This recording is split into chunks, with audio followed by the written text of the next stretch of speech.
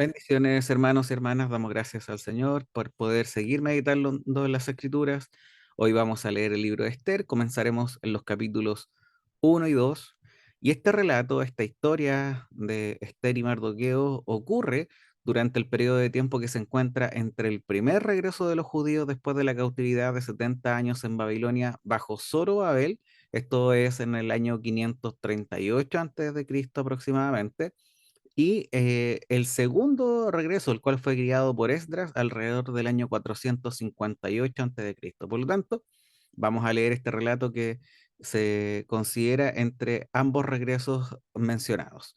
El viaje de Nehemías, es decir, el tercer regreso, ocurre mucho más adelante, en el año 445 a.C. aproximadamente.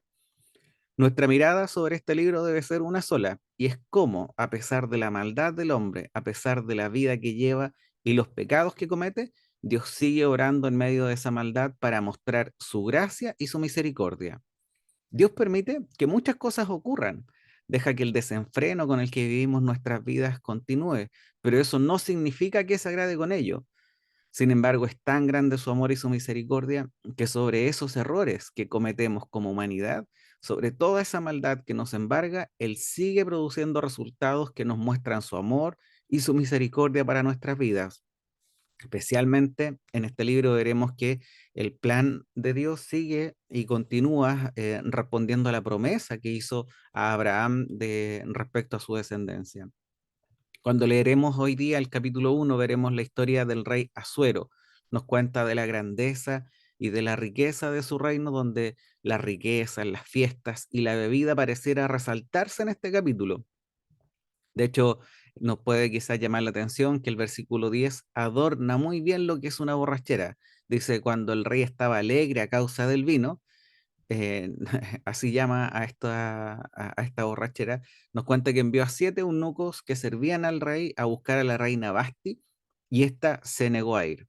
Esto desata la ira del rey, quien por consejo de los sabios termina decretando que la reina Basti nunca más vuelva a comparecer ante el rey, y de esta forma dar un ejemplo a todo el pueblo para que todas las mujeres honren a sus maridos. Cuando pasamos al capítulo 2, veremos detalles de dos personajes judíos, Mardoqueo y Esther. En ambas historias podemos ver fuertes contrastes según las etapas de sus vidas, y a lo que voy para poder ejemplificar. Si nos contaran la historia de Esther, una niña que fallecieron sus padres, que había sido criada por su tío en un pueblo mientras estos estaban en cautiverio, diríamos, pobre niñita. Si después nos dicen que aparte esta sería llevada a un harem del rey, seguramente romperíamos vestiduras. Sin embargo, es a esta pobre niña que Dios la termina llevando a ser reina de todo un imperio y la usa para poder salvar a su pueblo. Así son los caminos de Dios, tan misteriosos como maravillosos.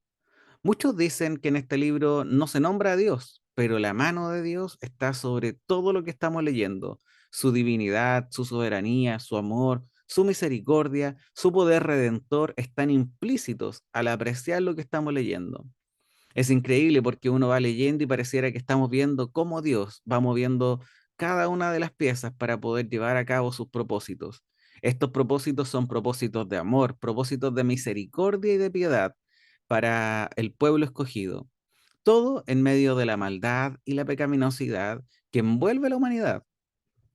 Otra historia es la de Mardoqueo, quien tuvo que vivir en tiempos donde su pueblo fue conquistado y él fue llevado al cautiverio. Esto pudo haber sido considerado desde un punto miope y mundano como haber vivido el abandono de Dios, pero nuevamente, muy al contrario, vemos como su vida es utilizada por Dios para salvar la vida del rey y su nombre sea escrito en las crónicas del rey Asuero. Y esto pasará a ser como una especie de nota al margen, la cual será utilizada en el relato en los capítulos posteriores. Así que hermanos, hoy los quiero invitar a meditar en esto, cómo Dios siempre está orando, cómo Dios siempre cuida a sus escogidos, cómo a veces tendremos que pasar quizás etapas de dolor, pero son solo eso, etapas, las cuales forjarán nuestro carácter para poder enfrentar otras situaciones que Dios tiene preparadas de antemano. Debemos confiar en el Señor. Otro punto importante quizás para considerar mientras meditamos en la lectura del día de hoy es tener en perspectiva, como siempre, Hay amenazas que parecieran querer exterminar por completo de la faz de la tierra a los descendientes de Abraham. Sin embargo, la providencia de Dios siempre se hace presente y termina cuidando de ellos porque el cumplimiento de la promesa de la venida del Mesías debía cumplirse. Es maravilloso el poder hoy día meditar o reflexionar cómo Dios cumple sus promesas, cómo Dios siempre está obrando a pesar de nosotros, porque Dios es fiel. Así que, hermanos y hermanas, te animo a poder continuar meditando en las Escrituras. Recuerda también ver los otros videos de apoyo que compartimos de Biblia Project, del pastor Salvador Gómez. Siempre creemos que es de mucha bendición. Aportan un contexto que nos ayudará a entender y comprender mejor la palabra de Dios. Así que te animo y deseo que el Señor te bendiga.